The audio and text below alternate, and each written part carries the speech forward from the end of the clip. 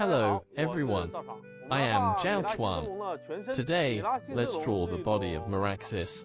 Meraxes was a very large carnivorous dinosaur. When drawing its body, we should pay attention to the following points. Firstly, the proportion of its body parts. Secondly, the relationship between the various parts, as at a certain angle, some parts would be blocked. Finally, the anatomical structure. Now let's draw its whole body. First of all, let's determine the position of its body in the picture.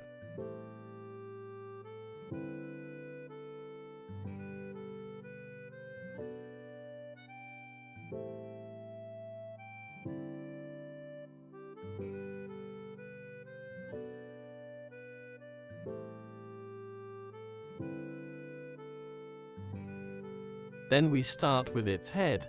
Let's draw its mouth first.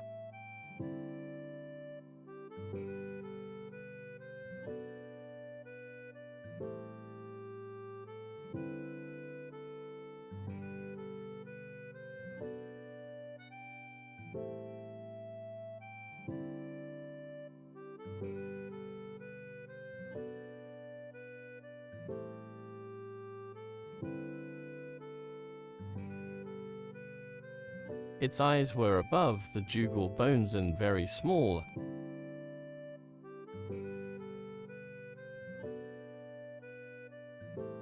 At the back position above the eye, let's draw its brow bone, followed by the lacrimal bone forward.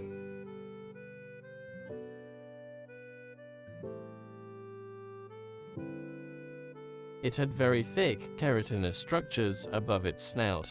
On top of these keratinous structures, we can draw rough textures.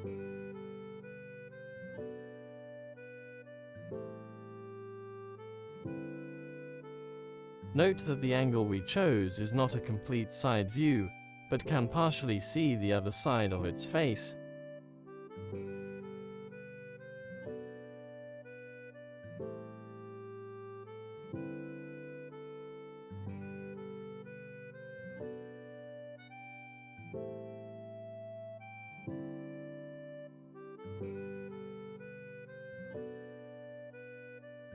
Next, let's draw its nostril and the antipodal fenestra.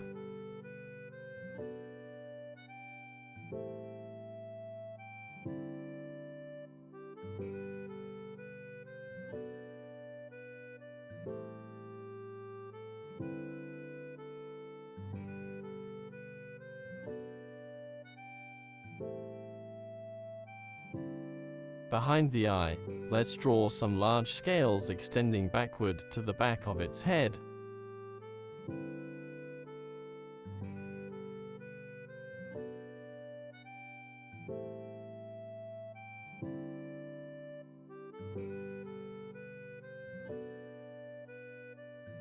Around its mouth, let's draw some large scales too.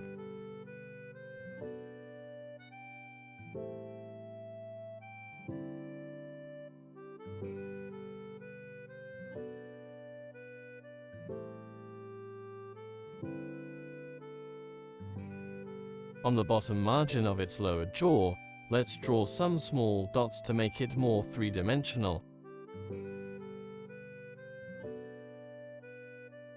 The muscles at the posterior of the lower jaw can also be expressed.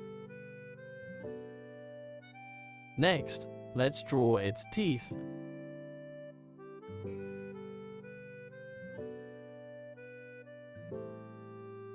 Note that its teeth would end at the position below the eyes.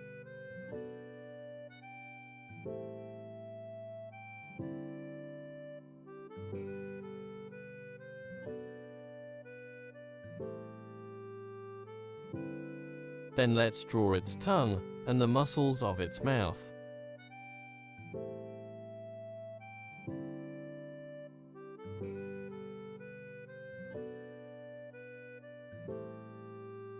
Now let's draw the back of its head. Let's complete the top of its head first. Here, there were two temporal fenestrae. Next, let's draw its neck. Its neck was not long, and we need to show the main groups of muscles on the neck.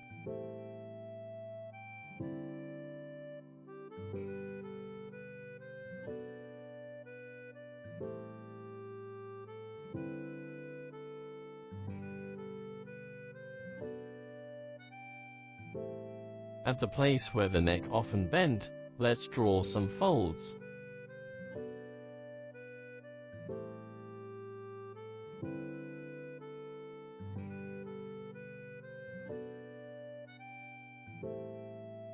Then let's draw its throat, which had many folds too.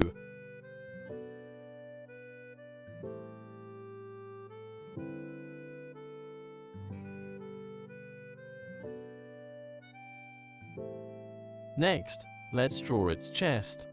Its chest consisted of two coracoid bones.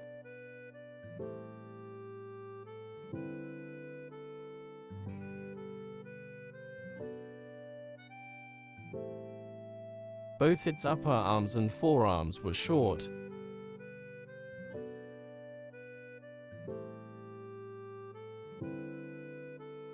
There were 3 fingers on each forelimb.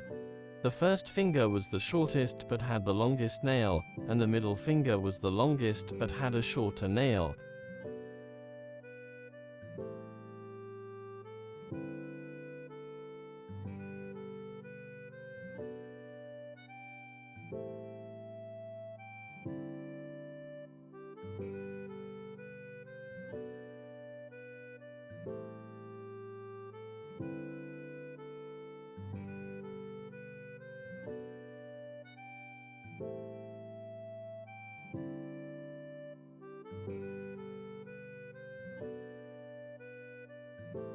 When drawing its back, we can first draw an upward bulging arc, then a concave downward at the pelvis, and an arch upward again at the base of the tail. On the side of its back, let's use thin lines to draw some folds.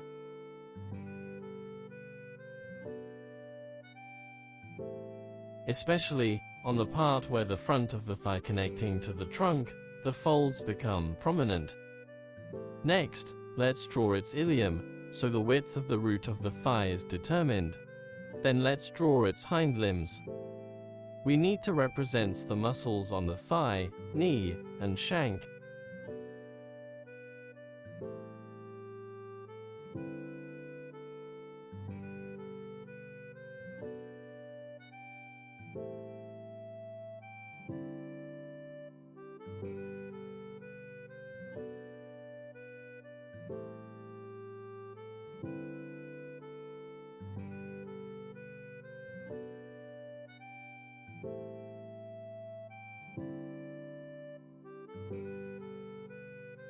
After that, let's draw the sole and some large scales on the instep. It had 4 toes on each foot, only 3 of which were used for walking.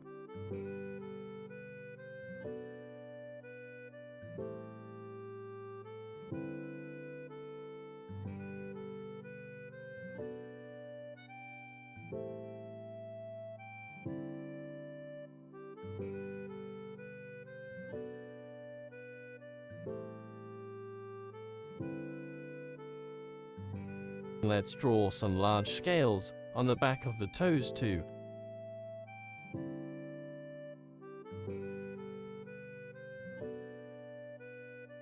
Now, let's draw its belly starting from the chest. Because this leg is raised, we can draw the belly a little lower than the knee. Then, let's draw the other leg. With this posture, the ankle of the other leg is blocked.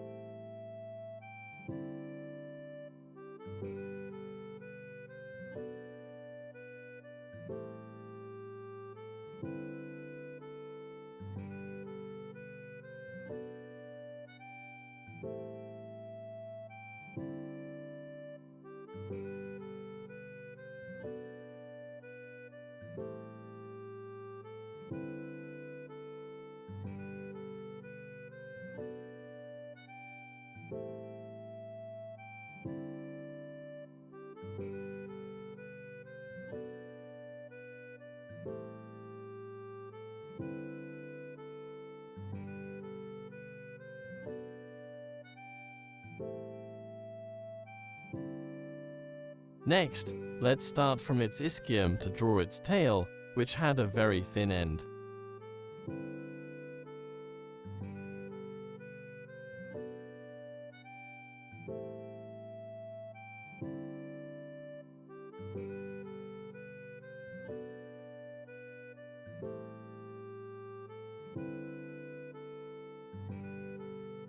We need to bring out the muscles on the tail.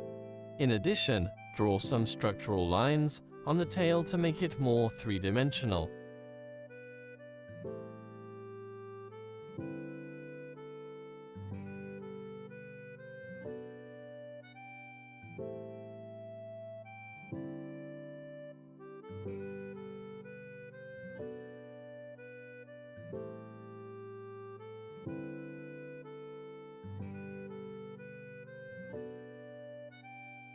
On the back of the thigh, we draw a layer of skin to connect to the tail.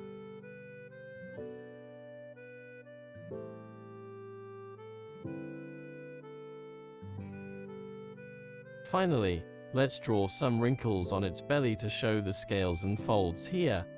We can also draw some folds on the sides of its trunk.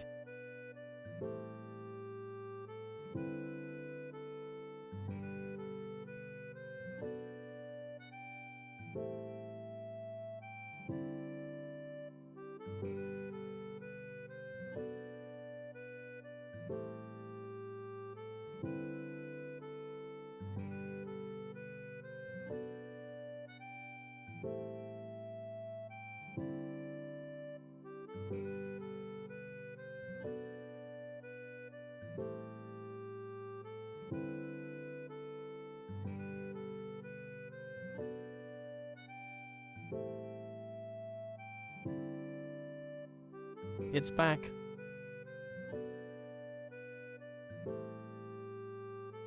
the posterior of its neck, etc.